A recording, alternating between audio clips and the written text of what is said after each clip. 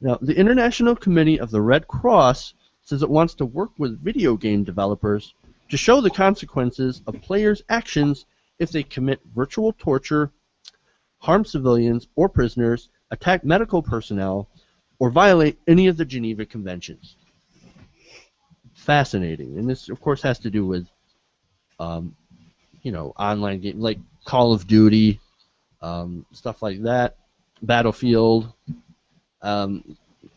video games, essentially. Now, of course, you think of consequences and like, oh, great, what are you going to do? Well, don't worry. It's not as if that the FBI is going to bust down your door and, arrest you for shooting somebody in the face in a video game.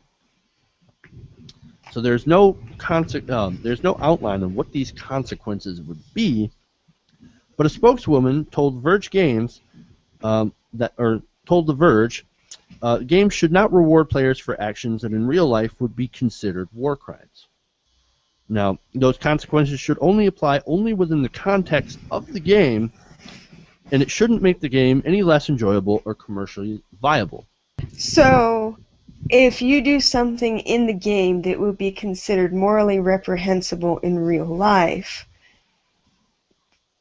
that's when it kind of fades off, because I'm like, well, then what? Do you lose points in the game, or do you lose health or health or ammo or status, something like that? Or do you lose status, or if you earn badges in the game, do you lose a badge or something or I don't know. So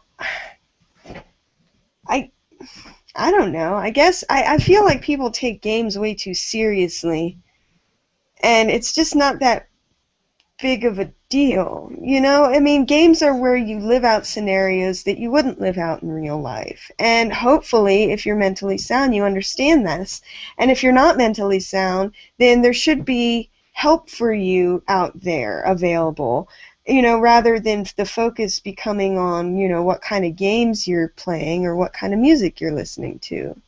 Right. So basically, you're not in favor of this, essentially.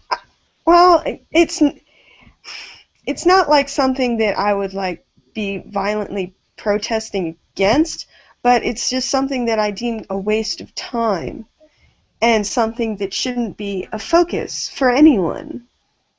I understand the intent, but I think that this is I don't think this is the right focus.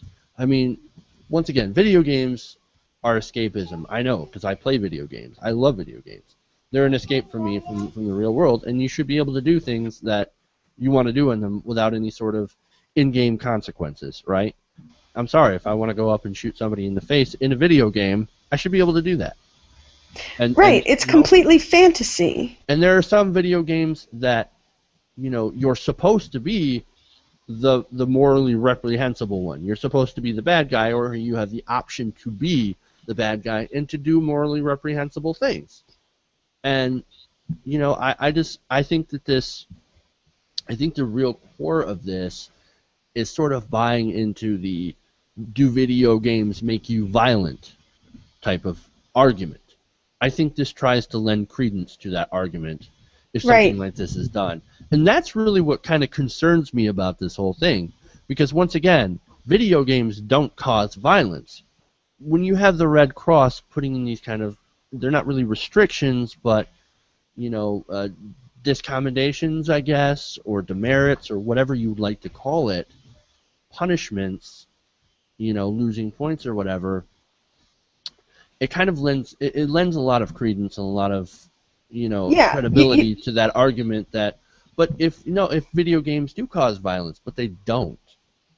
I mean, it makes me think that, if you're the type of person that would torture someone in real life, then being dissuaded in a video game isn't going to change your mentality. And if you're not the type of person that would not torture someone in real life, then I don't think that torturing someone in a video game and not being, demoted or punished for it is going to make you think, maybe it's okay for me to try torturing someone in real life. It just doesn't seem to make any sense. And it's always been this debate of, back in the 90s it was what kind of music are you listening to that could be causing violence, or what kind of movies are you watching, and before that it was what kind of books are you reading.